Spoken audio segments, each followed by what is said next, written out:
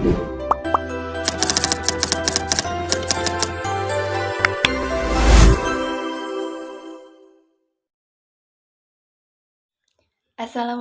warahmatullahi wabarakatuh. Pada kesempatan kali ini, saya dan kelompok 6 akan mempresentasikan hasil proyek kami pada mata kuliah Sistem Informasi yang berjudul Kependudukan dan Bantuan Sosial atau Kedukbaso, yang dimana dalam membuat proyek ini kami dibimbing langsung oleh dosen pengampu kami dalam mata kuliah Sistem Informasi Manajemen, yaitu Ibu Ratnawati M.Com. Sebelum masuk ke materi, di sini saya akan memperkenalkan para anggota kelompok 6, yang dimana kelompok 6 ini diketuai oleh Muhammad Daryas Jidan dengan NIM 12210833. Lalu ada anggota pertama yaitu Susilawati dengan NIM 12211032.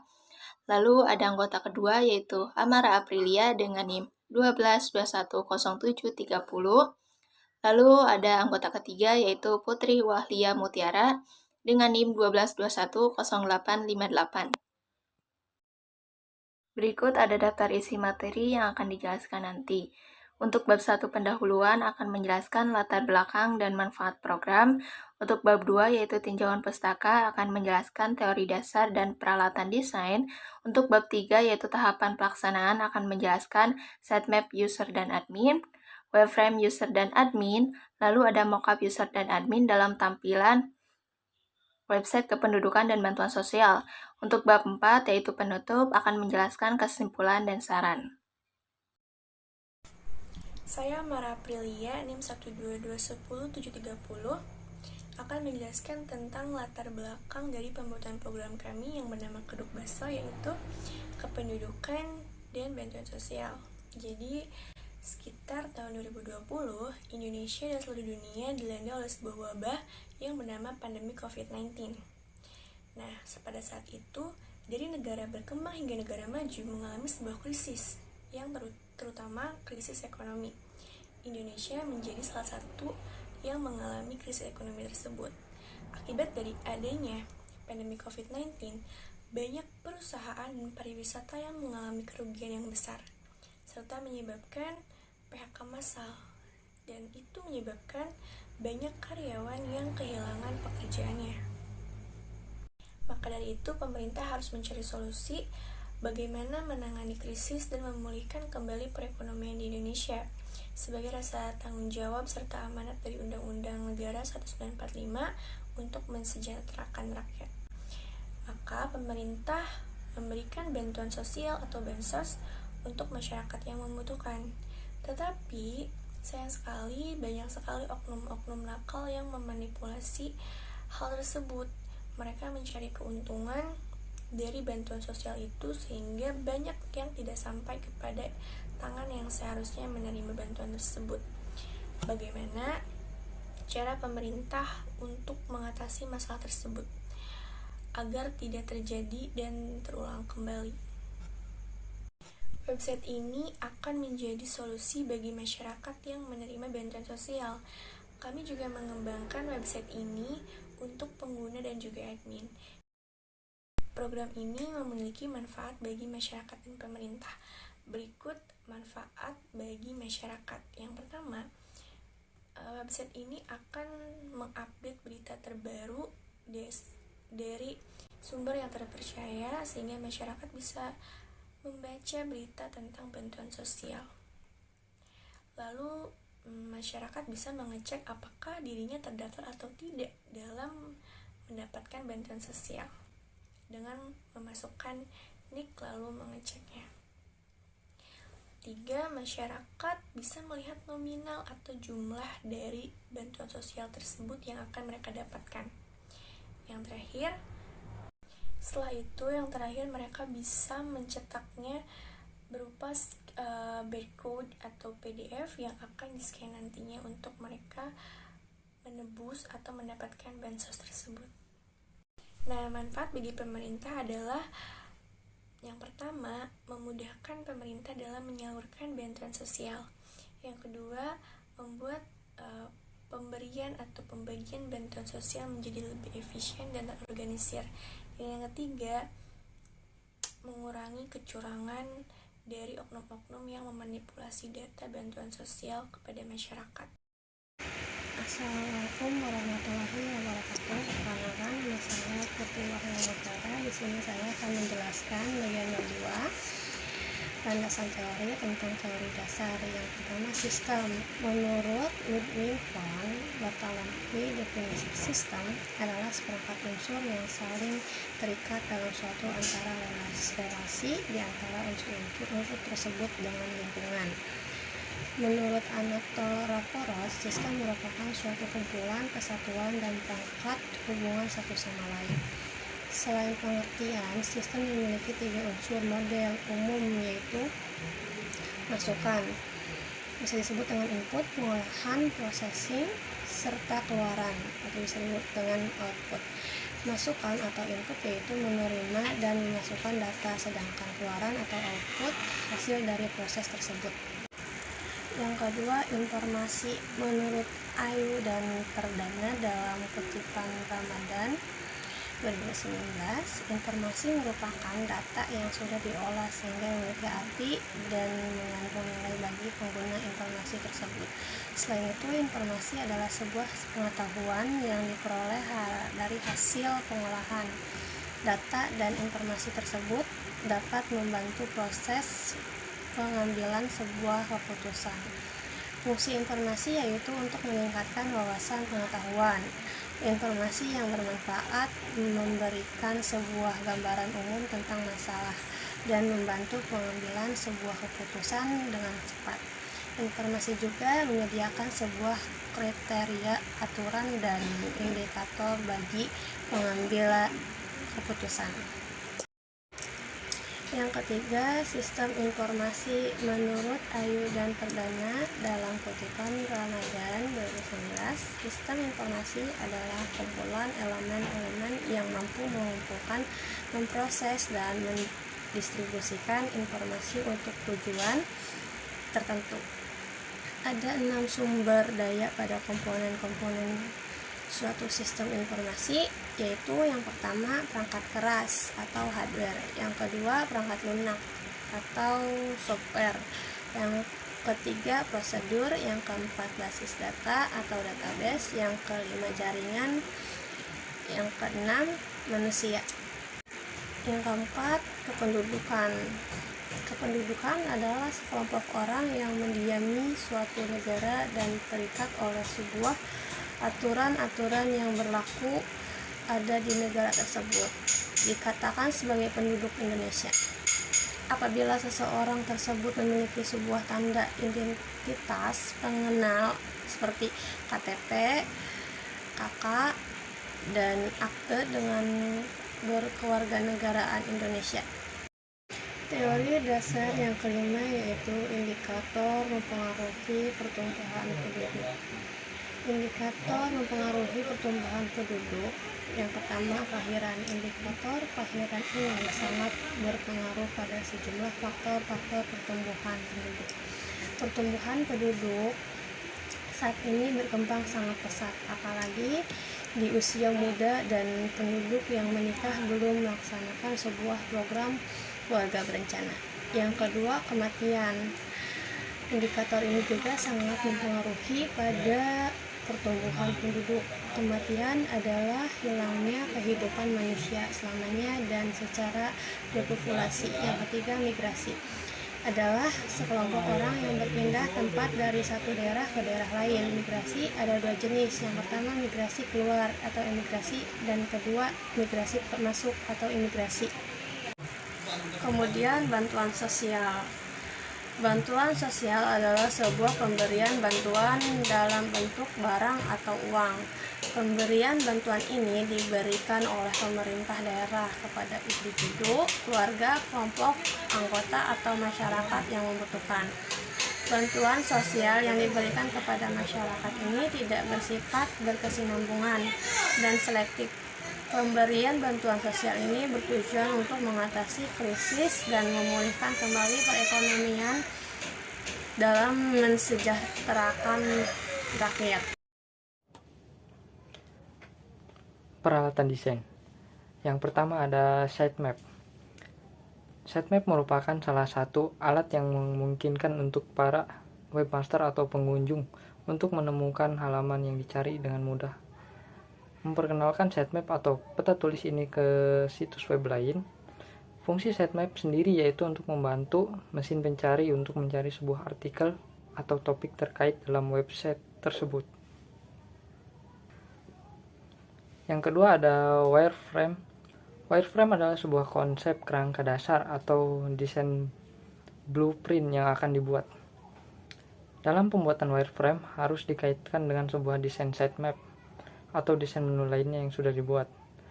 Fungsi dari wireframe ini untuk menggambarkan sebuah alur kerja suatu fitur tampilan dan menampilkan fitur-fitur apa saja yang akan ditampilkan di setiap halamannya.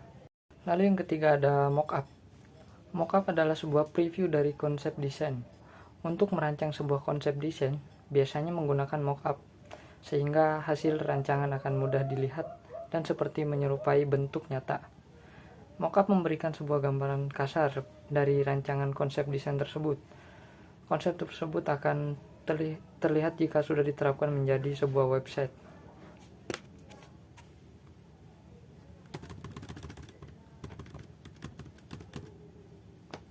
Lalu yang terakhir ada Figma.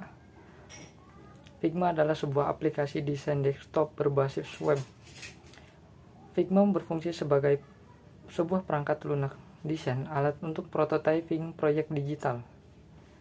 Figma juga mempunyai beberapa jenis plugin dan fitur untuk membantu proses mendesain.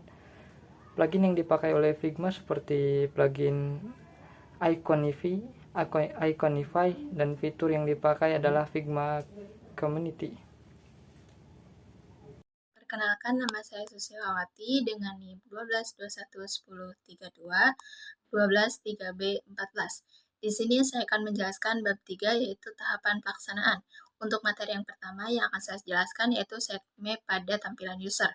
Nah, di dalam sitemap pada tampilan user ini ada tampilan home. Nah, di dalam tampilan home ini ada beberapa fitur tampilan. Yang pertama yaitu ada fitur tampilan dashboard, ada fitur tampilan berita terbaru, ada fitur tampilan cek bantuan, dan juga ada fitur tampilan pesan. Nah, di dalam fitur tampilan dashboard ini ada tampilan navbar. Lalu di dalam fitur tampilan berita terbaru ada tampilan berita. Lalu ada juga fitur dalam tampilan cek bantuan, yaitu tampilan data penerima bantuan dan juga cetak bantuan. Lalu ada fitur tampilan dalam pesan.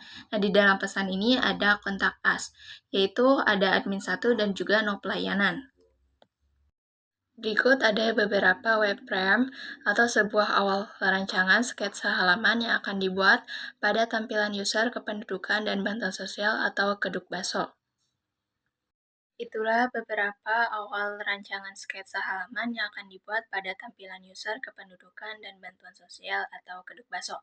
Selanjutnya saya akan menjelaskan mockup pada tampilan user kependudukan dan bantuan sosial atau kedukbaso. Saya akan menjelaskan mockup user pada tampilan halaman dashboard. Nah, pada tampilan halaman dashboard ini, di bagian atas terdapat tulisan judul website. Lalu di bawahnya tersedia berbagai macam berita tentang informasi bantuan sosial yang bisa dibaca oleh masyarakat umum. Lalu di bawahnya juga tersedia sebuah grafik, di mana grafik ini mengenai data penerima bantuan sosial pada bulan di tahun sekian, dan juga di bagian bawah ada fitur pesan di mana jika ada keluhan terhadap website ini, pengguna dapat langsung melaporkannya. Lalu ada mockup user pada tampilan halaman navbar. Nah, pada halaman navbar, pengguna bisa mengklik tepat di sebelah judul website ini yang berupa garis 3. Lalu akan muncul fitur home, fitur berita terkini, dan juga fitur cek bantuan di kolom berwarna merah. Jika pengguna ingin mengecek apakah mereka terdaftar bantuan sosial atau tidak, pengguna bisa mengklik kolom berwarna merah tersebut. Tetapi jika pengguna ingin mengklik berita terkini, maka pengguna akan diarahkan langsung ke tampilan berita terkini. Ada mockup user pada tampilan halaman berita terkini. Nah, pada halaman berita terkini, tersedia beberapa berita-berita terkini tentang informasi yang telah dipublikasikan mengenai bantuan sosial dari pemerintah. Pengguna juga bisa langsung mengklik berita yang ingin dia baca dan juga dia lihat. Lalu pengguna akan diarahkan langsung ke sebuah tampilan berita selengkapnya atau berita lengkapnya. Ada mockup user pada tampilan halaman cek bantuan. Nah, pada halaman cek bantuan ini, halaman itu akan tampil setelah pengguna mengklik kolom berwarna merah yang bertuliskan cek bantuan di tampilan halaman navbar. Lalu, pengguna bisa mengisi form yang tersedia dengan memasukkan nick mereka masing-masing. Setelah itu, pengguna klik cek nick dan tunggu beberapa saat untuk sistem memeriksa apakah nick tersebut terdaftar atau tidak. Lalu ada mockup user, yaitu pada tampilan halaman data penerima bantuan.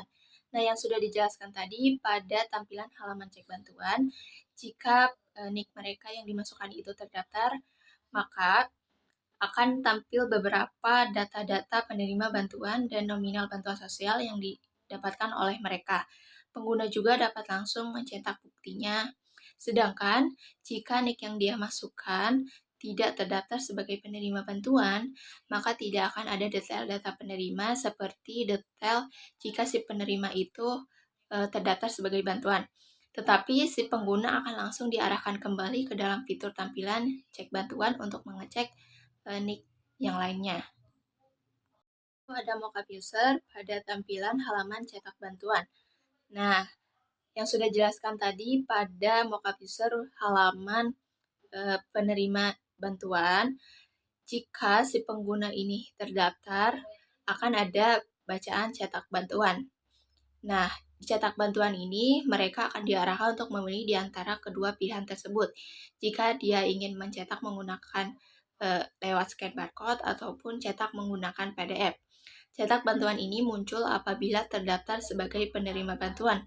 Sebaliknya, jika pengguna mengklik unduh PDF, maka akan keluar tampilan surat PDF seperti gambar di samping, yaitu detail-detail si data penerima bantuan sosial tersebut.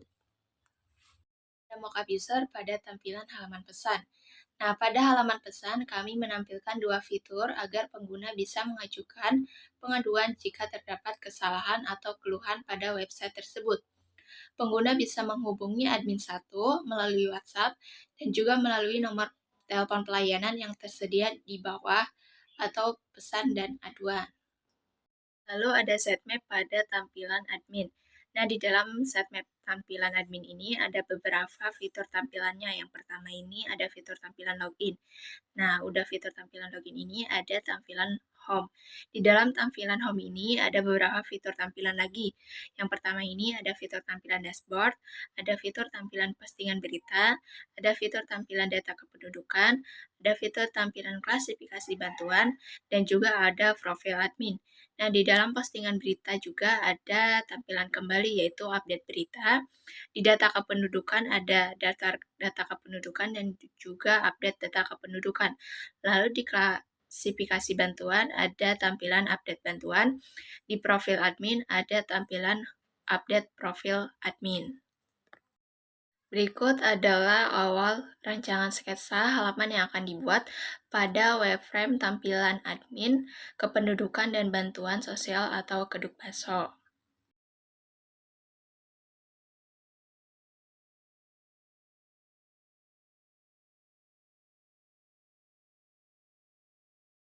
Itulah beberapa tampilan awal rancangan sketsa yang akan dibuat dalam wireframe tampilan admin, kependudukan dan bantuan sosial atau Kedukbaso. Berikut saya akan menjelaskan kembali yaitu mockup pada tampilan halaman admin. Mockup admin pada tampilan halaman login. Nah, pada halaman login kami membuat dua buah fitur tampilan, yang dimana nanti fitur tersebut harus diisi oleh admin. Dua buah fitur tampilan tersebut adalah username dan juga password.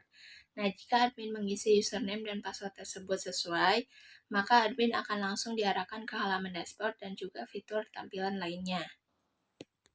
Mockup admin pada tampilan halaman dashboard. Pada halaman dashboard menampilkan fitur grafik data. Data tersebut berupa di Kecamatan Wetan terdapat 30 kepala keluarga. Masing-masing desa tersebut terdapat 10 kepala keluarga yang dimana desa tersebut bernama Desa Jadi, Desa Selatan, dan juga Desa Barat. Admin pada halaman posting. Nah, pada halaman posting, admin dapat melihat dan memantau beberapa postingan yang sudah dipublikasikan. Di sini juga, admin dapat menghapus, mengedit, dan juga menyimpannya di draft jika dirasa postingan terdapat sebuah kesalahan dari penulisan ataupun yang lainnya sebelum dipublikasikan. Lalu pada halaman update postingan baru, jika admin ingin membuat sebuah postingan terbaru, admin bisa mengklik tombol postingan baru. Di dalam tampilan postingan baru terdapat beberapa fitur tampilan. Ada fitur judul, yang dimana fitur judul ini untuk memasukkan judul berita yang akan dipublikasikan nanti. Lalu ada fitur teks. Nah, fitur teks ini untuk menulis jika admin akan menulis isi lengkap dari berita tersebut. Selanjutnya ada admin akan diarahkan ke sebuah file foto untuk memasukkan foto ke postingan baru sesuai dengan judul yang akan dipublikasikan nanti. Lalu ada mockup admin pada halaman data kependudukan. Pada halaman data kependudukan, admin dapat melihat data-data daftar kependudukan dari beberapa desa. Data tersebut berupa nonik, nama, alamat, dan juga pekerjaan. Sedangkan jika data tersebut ada kesalahan dalam penulisan, admin dapat langsung melakukan edit yang ada pada bagian aksi. Sedangkan pada halaman update data kependudukan, admin dapat membuat data baru jika ada sebuah anggota keluarga yang belum dimasukkan ke dalam sebuah daftar data kependudukan di Kecamatan Wetan. Lalu, admin akan melakukan sebuah simpan data jika dirasa data tersebut sudah sesuai. Lalu ada mockup admin pada tampilan halaman data klasifikasi bantuan. Pada halaman klasifikasi bantuan ini, admin dapat melihat dan mengecek siapa saja yang berhak terdaftar untuk mendapat bantuan tersebut. Jika ada kesalahan, admin dapat mengklik tombol edit. Apabila bantuan tersebut sudah tersalurkan kepada penerima bantuan, admin akan menghapus data tersebut di daftar klasifikasi bantuan. Sedangkan pada halaman update bantuan, terdapat identitas diri untuk admin isi. Nah, identitas diri ini ada nonik, nama, barang, nominal, dan juga aksi. Nah, aksi tersebut ada dua pilihan, yaitu aksi terdaftar dan tidak terdaftar. Jika identitas diri sudah diisi oleh admin, maka admin akan mengklik tombol simpan data kembali jika dirasa data tersebut sudah sesuai dengan yang dimasukkan oleh admin. Admin pada halaman profil. Nah, pada halaman profil admin ini, fitur ini berupa data diri admin yang bekerja untuk mengecek dan mengolah data-data kependudukan pada Kecamatan Wetan. Fitur tersebut berupa nama admin dan juga bagian pekerjaan yang dia kelola. Lalu ada fitur edit profil untuk mengedit profil admin tersebut. Mockup admin pada halaman logout. Pada halaman logout ini, fitur ini berupa jika admin selesai dalam pekerjaannya. Admin akan logout dari tampilan website tersebut dan akan digantikan oleh admin yang lainnya yang mengurus data kependudukan itu kembali. Kesimpulan dan saran. Untuk kesimpulannya sendiri adalah berdasarkan hasil analisis data tentang pengaruh COVID-19 pada perekonomian Indonesia selama kurang lebih 2 tahun lamanya, banyak sekali kerugian yang dialami oleh pemerintah. Pemerintah membuat sebuah program bantuan untuk masyarakat, tetapi tak menutup kemungkinan banyak oknum yang tak bertanggung jawab yang memanfaatkan hal tersebut demi keuntungan pribadinya. Maka dari itu, kami kelompok 6 membuat sebuah proyek website untuk mempermudah pemerintah dan masyarakat dalam memberi dan menerima bantuan. Keduk Baso adalah solusi yang tepat untuk mengatasi masalah ini. Keduk Baso adalah sebuah website untuk mengecek data penerima bantuan melalui nik apakah terdaftar atau tidak, sehingga bantuan akan sampai dan tepat pada orang yang semestinya. Selain itu, website ini juga dilengkapi dengan beberapa fitur-fitur tampilan menarik baik dari pengguna ataupun admin. Lalu ada saran. Yang pertama yaitu pemerintah diharapkan lebih berhati-hati dalam memberikan bantuan sosial kepada masyarakat. Yang kedua itu bantuan sosial harus bersifat transparan agar bantuan sosial yang pemerintah berikan ini tidak dicurangi atau dimanipulasi oleh oknum yang tidak bertanggung jawab. Lalu yang ketiga itu masyarakat bisa melapor ke pemerintah setempat jika dirasa data atau bantuan sosial ini tidak sesuai.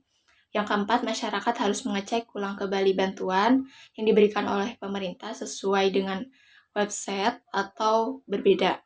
Yang kelima itu Kedok Baso akan selalu memperbarui fitur-fitur tampilan yang ada pada admin ataupun user.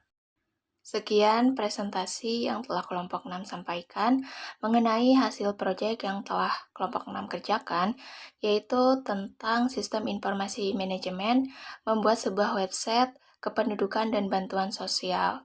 Jika kurangnya, saya mohon maaf yang sebesar-besarnya.